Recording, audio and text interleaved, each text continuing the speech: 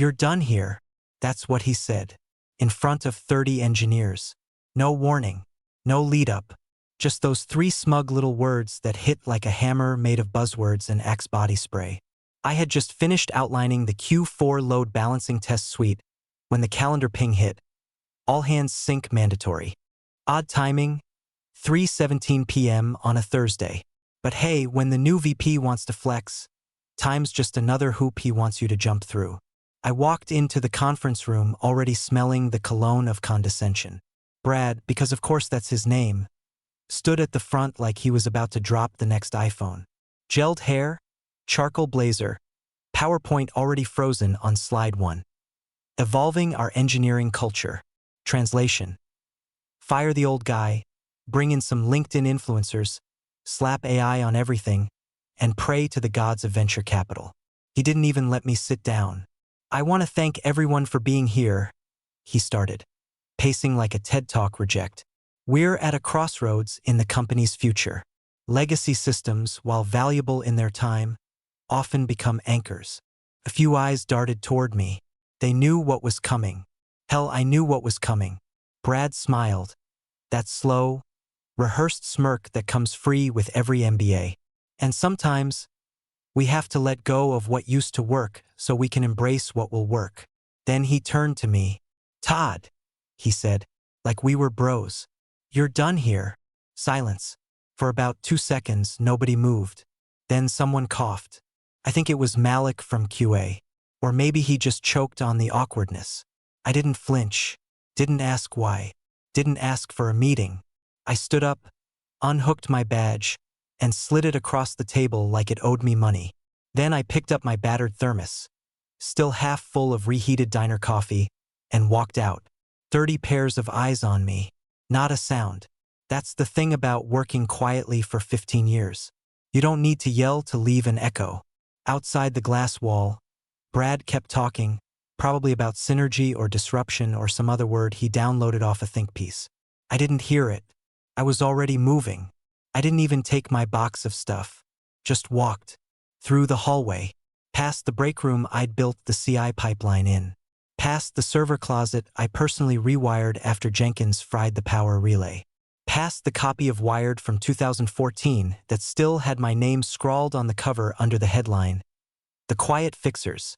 I'd become a ghost before I even left the building. But not the kind that disappears. The kind that lingers. The kind that remembers every hidden switch and undocumented override command Brad would never even know existed. In the parking lot, I unlocked my truck and sat there a minute. Let the silence wash over me. My phone buzzed once. Then again. A third time. First message. "WTF just happened? Anna, SRE led." Second. "Tell me you saw that coming. Nick, InfraDev." Third. "You free for a beer tonight? Malik, QA." I didn't answer any of them. Not yet. Because something was turning in the air. Slow, thick, inevitable. Like the hush before a thunderstorm. And Brad just yanked the wrong thread from the wrong sweater. He thought I was just another line item he could delete. But what he didn't know, what he never cared to ask, was that I built that sweater. Every thread of it. And I knew exactly where it would unravel. The first one to follow was Anna. She stood up 20 minutes after I walked out, mid-sentence during Brad's follow-up soliloquy about scalable velocity streams. She didn't slam anything or make a scene, just powered down her laptop, unplugged her mouse. The one with the cracked purple sticker she swore brought her luck, and walked straight out the same door I had. Brad tried to play it cool, tossing out, "Guess she didn't like velocity." Forced chuckle. No one laughed. Not even the junior devs who usually brown-nosed through his every burp.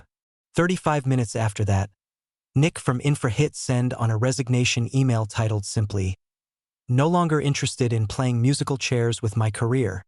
HR didn't even see it coming. 1 minute he was logged in, reviewing pipeline telemetry, the next, dead silence. Access revoked. Badge deactivated.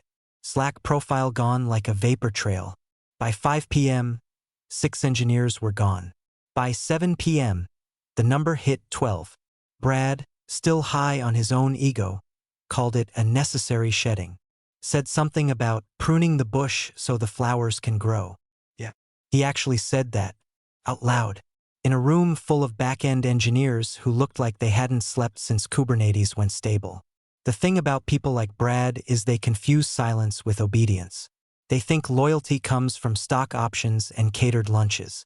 But what he never saw, what he couldn't see, was that the people he dismissed as quiet had been forged in outages, deployments, 2 a.m. on-call rotations, and 12-hour fire drills. You don't walk through that kind of shit with someone and not come out bonded. And we had walked through it. Together. I'd stayed late to cover for Malik when his kid got pneumonia. Spent weekends pair programming with Anna to get our disaster recovery plan tested before a client audit. Hell, I once drove to Nick's house with a mobile hotspot just so he could push a last-minute rollback during a storm outage. Brad saw headcount. I saw humans. By 8 p.m., HR was in full panic mode. Apparently, someone had written a resignation letter template and shared it on the internal wiki, right next to a Google Doc titled, "What Brad Doesn't Know About Our Stack." That doc had 6 authors and counting. But here's where it got really fun. Around 9:12 p.m., the IT logs started lighting up. Access shutdowns. Credentials being manually revoked not by HR but by people inside the systems. Admin tokens disappearing. Obscure SSH tunnels being collapsed. Jenkins pipelines set to self-expire. Someone, multiple someones, was sanitizing our digital footprints. Not out of spite. Out of duty, like veterans burning classified docs before an enemy invasion. Brad didn't even notice. He was too busy calling his college roommate at whatever slapdash consultancy he was drooling over to fill the gaps. Said he needed agile replacements, preferably young, hungry, and cheap. Meanwhile, someone quietly revoked his root access to the dev cluster. IT would spend the next 2 days trying to figure out how that happened. The answer? It never should have existed in the first place. I'd built a shadow credential system that required dual auth from at least one legacy engineer to approve any superuser escalation. Brad never knew, never asked, because I didn't document it in Confluence. I documented it in people. By midnight, the office was still, but the ecosystem was already different. Half the usual Slack channels were dark. The war room was empty. The Jenkins notification bot went silent, like it was morning. Brad went home thinking he'd just executed a strategic pivot. What he actually did was amputate the spinal cord and compliment the corpse on its posture. Monday hit like a rusted wrench to the teeth. The office, usually humming with early morning keyboard chatter and the low murmur of engineers grumbling into coffee mugs, was eerily silent. The few who showed up, mostly fresh hires and contractor temps, sat at their desks like confused substitute teachers, scrolling through Slack channels that hadn't been updated in days. By 9:15 a.m., the first real warning signs blinked red. The primary deployment for the flagship client, our SaaS monitoring tool, got stuck in staging. Not crashed, not failed, just stuck. No logs, no errors. It was like the pipeline hit a wall of molasses and gave up halfway through, sitting there mid-deploy with a spinning circle and a line that simply read, "Resolving dependencies," except no one could resolve a damn thing. Because the guy who wrote the dependency resolver, that was Nick. And Nick was currently sipping cold brew in his backyard, replying to recruiters on LinkedIn. The new hires, God bless their eager little souls, huddled together trying to brute force a fix. One of them, Connor, I think, opened Jira to check the rollback procedures and immediately froze. The rollback ticket was labeled Legacy. "Do not touch, ask Todd." Connor, of course, had never met me. He was 3 weeks in, still thought Todd was a nickname for a command line utility. So he did what any newbie would do. He tagged me on Slack. When Slack auto-replied with, "This user is no longer active," the color drained from his face like a pulled Ethernet cable. Meanwhile, Jira had gone full hospice care. Tickets piled up like sandbags, infra tasks, security patch validations, feature flags not flipping. One senior product manager posted in the hashtag engineering leads channel, "Can someone tell me why our API throttling suddenly broke in prod?" No answer. Because Malik used to handle that. And Malik was already halfway through a meeting with a CTO in Austin, discussing the architecture for our ex-client's new stack. By noon, people started wandering over to IT, asking why they couldn't access the artifact repositories. Turns out the access keys expired Sunday night, and the only person with the private key to re-authenticate them was, wait for it, me. Brad, of course, strutted in around 12:30 wearing a Patagonia vest and drinking a protein shake like the whole office hadn't just crapped itself. He noticed the tension immediately. Slack channels were quiet. Jira was a graveyard. Dev teams looked like they were trying to decode alien hieroglyphics. What's going on? He asked no one in particular. Connor, brave soul, explained the deployment issue. The missing rollback docs. The expired repo keys. Brad nodded sagely, like this was all part of the grand plan. Just onboarding hiccups, he said, sipping from his shaker. Nothing we can't handle with a little hustle. He walked into the glass fishbowl conference room and pulled the blinds halfway down, his version of strategizing.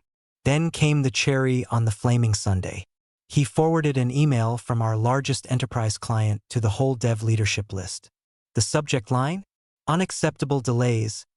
Immediate action required. In the thread, their head of DevOps asked point-blank, "Where is the person who used to triage outages? We've had no response in 48 hours. Brad's reply? Transitioning teams. We'll circle back with a fresh point of contact. A fresh point of contact. He made it sound like a damn furniture swap. To leadership, he repeated his favorite phrase. These are normal growing pains. Once we clear the legacy fog, we'll be cruising. Except the fog was the system. The fog held the system together. Because behind all the shiny dashboards and KPI reports was a tangled, lived-in jungle of duct-taped logic, hand-rolled scripts, and systems so deeply customized that even the software vendors wouldn't recognize their own product. And the map to all of it? Walked out Thursday afternoon carrying a dented thermos and 17 years of tribal knowledge Brad never bothered to ask about. The rot had started. And Brad, king of his new, hollow kingdom, still thought the mold on the walls was texture. It was 10:42 a.m. on Tuesday when the call came in, line 3, direct from the CTO of Argus Metrics, our second biggest client and the only reason Q3 hadn't flatlined. Michelle, the office admin, answered like she always did, chipper, polite, fully unaware that she was about to hand Brad his first real taste of professional blood in the water. She patched it through to his office without ceremony. Brad here, he answered, too casually, still working through his first morning-focused smoothie. Something bright green and allegedly anti-inflammatory. What can I do for you? There was a pause. Then came the voice of Kevin Sandoval, a man who once rejected a $5 million migration proposal with a single-word Slack reaction. Thumbs down. Brad. Where's Todd? Brad blinked. He hadn't heard my name since the echo of his own voice booting me out of the building 5 days ago. He swiveled slowly in his overpriced ergonomic chair and glanced toward the war room. Still dark, still unmanned.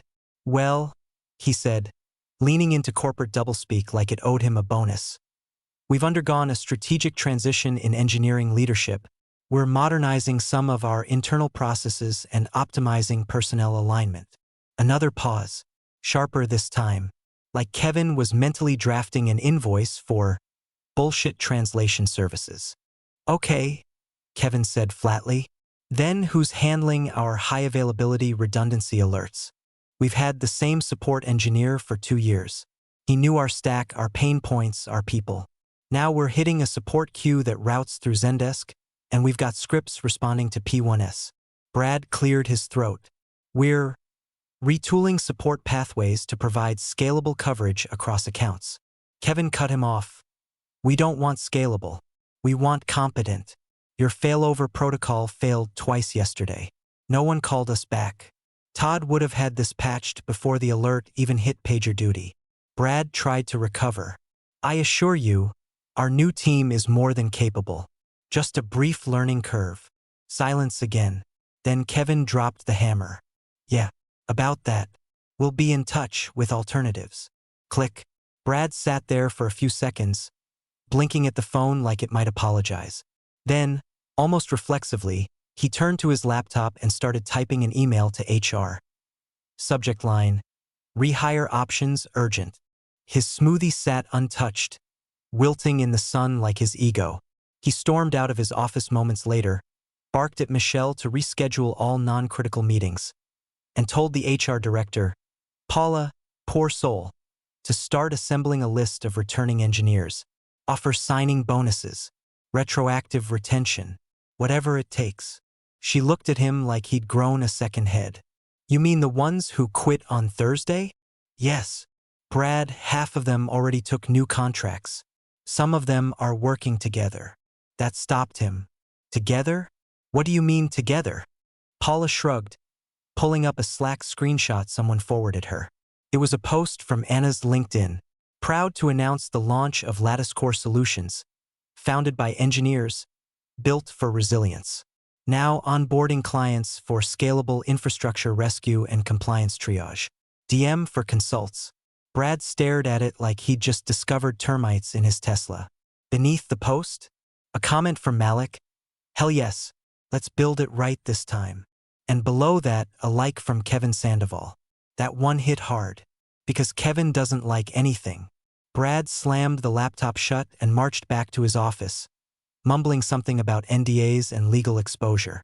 But even he knew it was too late for contracts. This wasn't just about poaching talent anymore. It was about clients following trust. And the trust had already left the building. The red folders didn't show up until Wednesday afternoon. 3 of them, thick, tabbed, quietly slid across the conference room table by someone from legal who looked like they'd just crawled out of a war zone made of PDFs. Brad glanced at them and scoffed. What's this? More resignation letters? No, the legal counsel muttered, eyes bagged and voice low. It's worse. She opened the first folder. Inside, contracts, dozens of them, signed, sealed, timestamped. But these weren't standard employee agreements. No at-will clauses. No enforceable non-competes. No golden handcuff bullshit. These were independent contractor agreements, technically airtight but structurally liberating. Brad blinked. Wait, these were all contractors? Yes, she said. The entire back-end team, save for maybe 4 salaried devs.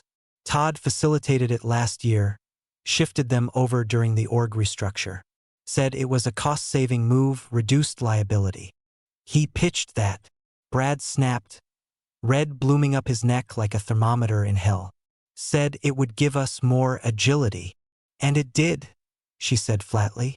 For them. Brad flipped through the stack like he could will it to change. So you're telling me, all those resignations? They didn't breach anything? They didn't need to, she said. They were legally free to walk. And more than that, you gave them the precedent. Folder 2 hit the table. Printed LinkedIn page. A glossy, full-color screenshot of a new company profile. LatticeCore Solutions, LLC. Tagline, we don't fix systems. We rescue them. Founders, Anna Kim, Malik Torres, Nicholas Barlow. Consultant, Todd Halpern. Underneath that, a logo, one that looked suspiciously like a rotated version of our own internal systems diagram. Stylized, sleek, familiar to anyone who'd ever read the architecture brief Todd once pinned in Slack and then quietly unpinned 6 months ago. Brad stared at it like it had betrayed him personally. Is this legal? He whispered. The counsel shrugged. It's not stolen IP. It's a style. The actual diagram isn't copyrighted. They didn't take code, just the idea. And ideas don't belong to you unless you bought them. He didn't respond, just picked up the last red folder like it might bite him.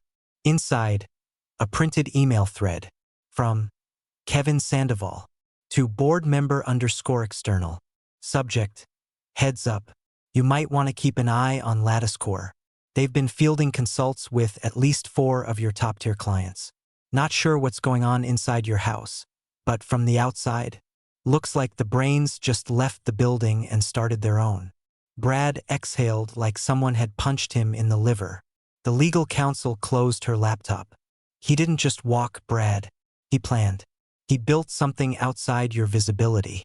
And now your top clients are knocking on his door. Brad stood, paced, then sat again. His hands were shaking. This wasn't a talent loss. This was a coup. He looked around the conference room, like the chairs were going to suggest a solution.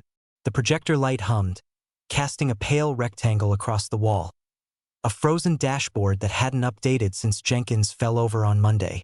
And somewhere beneath the fluorescent buzz, the unspoken truth coiled like smoke. Todd hadn't left in anger. He'd evolved. The empire Brad inherited? Todd had already mapped the escape routes, brick by brick, person by person.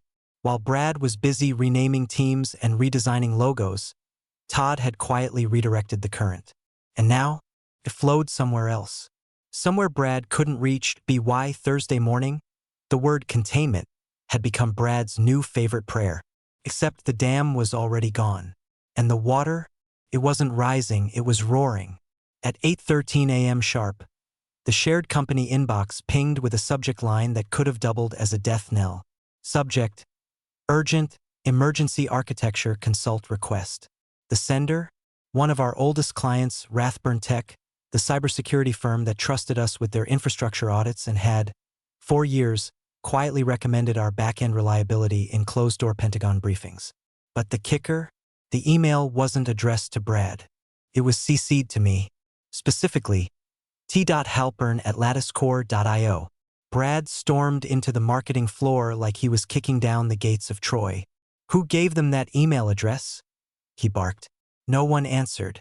Not because they didn't know, but because they did. Because it wasn't a secret anymore.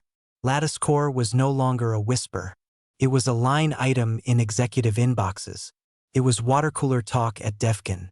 It was the answer to the question, who can fix this faster than the firm that broke it? At 10:45 a.m., the second shoe dropped. Carmen and Trey, our two senior account managers with nearly 2 decades of combined client relationships, vanished from Slack. At first, Brad assumed outage. Then someone from IT walked into his office holding 2 envelopes. Resignation letters. Identical formatting. Polite. Unapologetic. The signatures? Wet ink. Trey, the guy who knew every procurement officer from DC to Denver, had written one sentence in the comments section. Sometimes the smart bet is to follow the architects.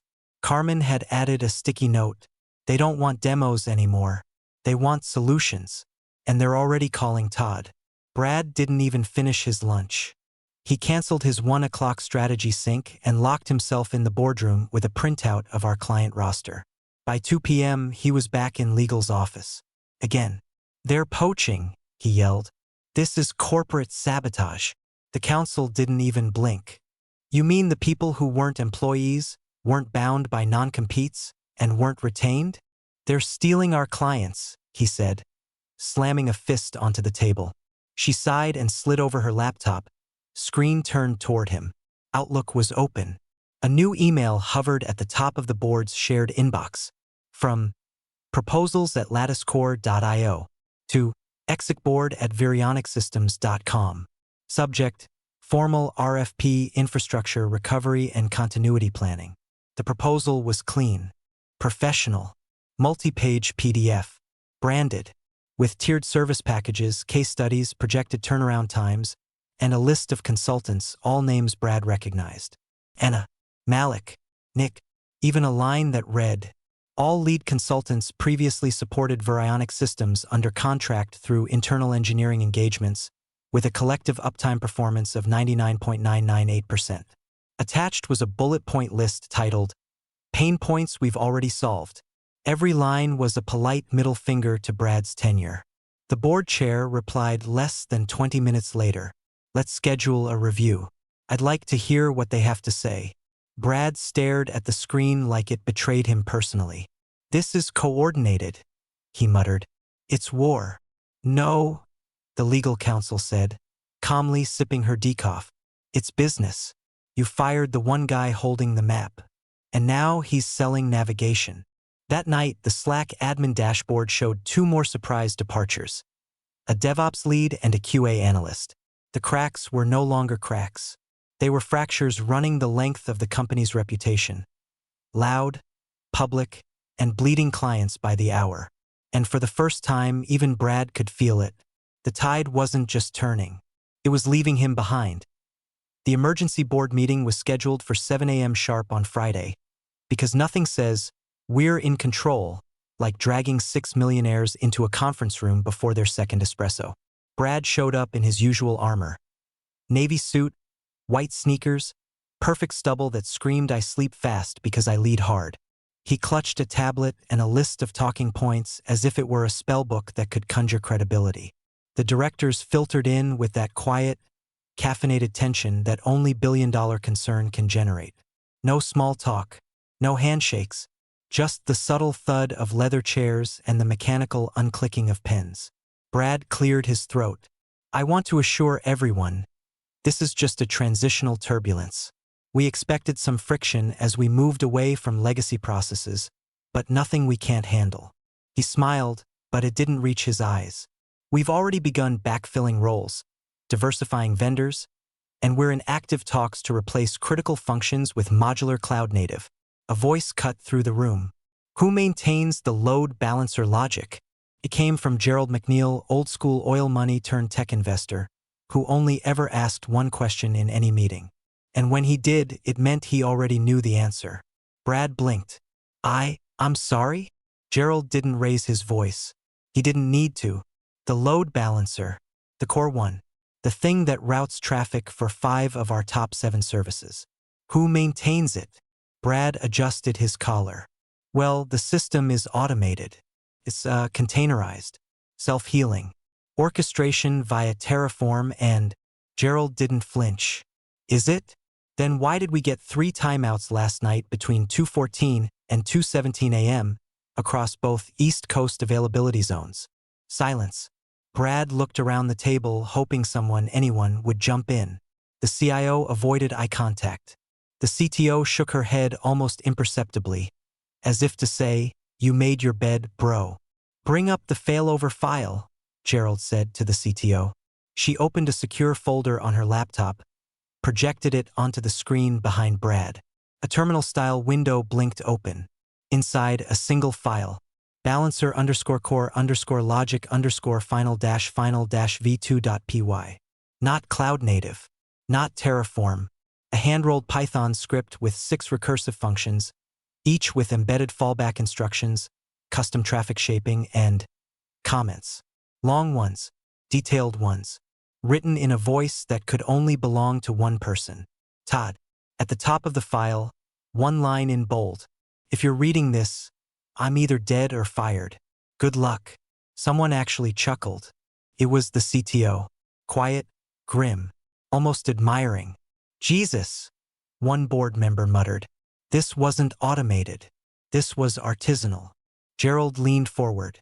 "And tell me who, specifically, understood this file well enough to rewrite it if needed?" Brad stammered. We didn't prioritize documentation. It just worked. For years. We assumed." He didn't finish, because the room had gone cold. The assumption, the great, bloated beast that lived in every middle manager's mind, had finally stood up and bitten its handler in the throat. Brad had assumed the system was automated, assumed it was stable, assumed Todd had been replaceable. But this wasn't plug-and-play. This was one man's brain, distilled into logic, patched through fail-safes, and duct-taped with deep domain instinct that no junior dev could replicate by Monday. A moment passed, then another. Gerald finally spoke. "So, let me summarize." He tapped the tablet in front of him. "You removed the architect of a live, high-dependency system without understanding how it actually worked. You failed to document its foundation. You failed to retain the team that maintained it. And you're now losing clients to that same team." Brad said nothing, because what was there to say? The projector hummed behind him. Todd's script still glowed on the wall. A quiet, unflinching monument to everything Brad had never understood. The company hadn't run because of structure or process or executive brilliance. It had run because someone stayed late, because someone thought ahead, because someone quietly, invisibly, gave a damn. And now, that someone was building somewhere else. Todd didn't answer the first call, or the second, or the third. By the time Brad left a voicemail, His voice had lost all the spit-polished bravado it usually wore like a rented suit. It cracked halfway through the message, caught between desperation and the faint realization that this wasn't a negotiation anymore. This was an obituary being read in reverse. "Hey Todd, this is Brad. Listen, I think we need to clear the air. Can we talk? Not about the past. Just future opportunities. I think there's a path here. Call me." Click. No callback. No text. No blinking read receipt. Just digital silence. Meanwhile, 5 miles across town, Todd sat in a co-working suite with soft lighting, cheap coffee, and a whiteboard full of diagrams no one else could have drawn that fast. Malik was already logged into the dashboard, pulling up real-time metrics from 2 new client sites. Carmen sat in the corner with a legal pad full of onboarding questions she already knew the answers to, because she helped write the client's original playbook 2 years ago. Anna walked in late, carrying a tablet and a grin. "Argus Metrics is in," she said. "Signed the SOW an hour ago. Full-scale migration plus SLAs.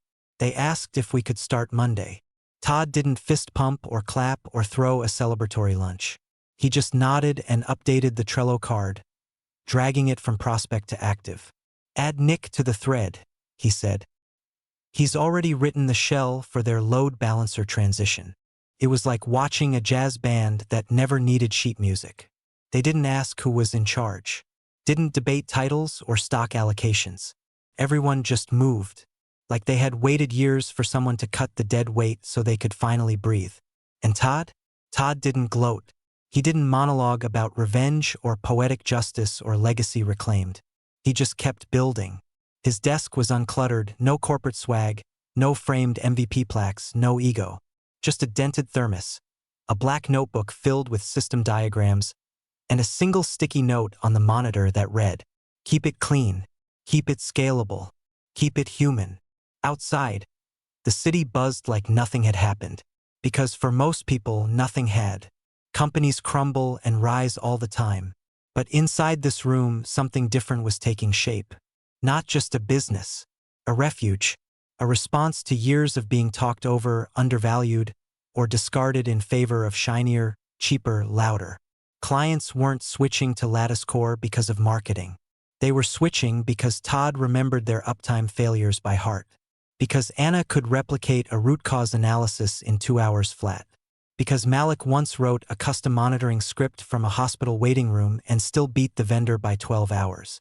Because the work was never corporate. It was personal. Back at Virionic Systems, Brad sent a second voicemail. This time shorter. "Todd, we're losing clients. The board's asking questions. I need a roadmap or at least a list of what you touched. Can we talk?" Again, no reply, because Brad was still looking for roadmaps. Todd was building roads. And everyone else? They'd already chosen which direction they were heading. Brad burst into the boardroom like a man running from his own shadow. His tie was crooked, face flushed, shirt collar limp from sweat and failure. He held his phone out like it was radioactive. "They're taking all our clients," he barked, voice high and fraying. "Rathburn just canceled their Q4 renewal. Argus pulled the plug on our support retainer. And Pinnacle's procurement team won't even return my calls." He slammed the phone on the table, screen still lit with notifications. Canceled. 12 p.m. check-in. Meeting rejected. Client review. Subject, termination of services. The board didn't flinch. Gerald McNeil didn't even look up. He kept scribbling in the margin of a printed email with Todd's name in the footer. It was the CTO who finally spoke. Calm. Lethal. "You let them walk out, Brad. You watched it happen. You pushed it to happen." Brad staggered back a step like the words had physical weight. "I didn't know." "Exactly," she said. "You didn't know. You didn't ask. You thought you could replace institutional memory with dashboards and freelancers. You confused uptime with loyalty, legacy with laziness." Another board member chimed in, flicking through his inbox.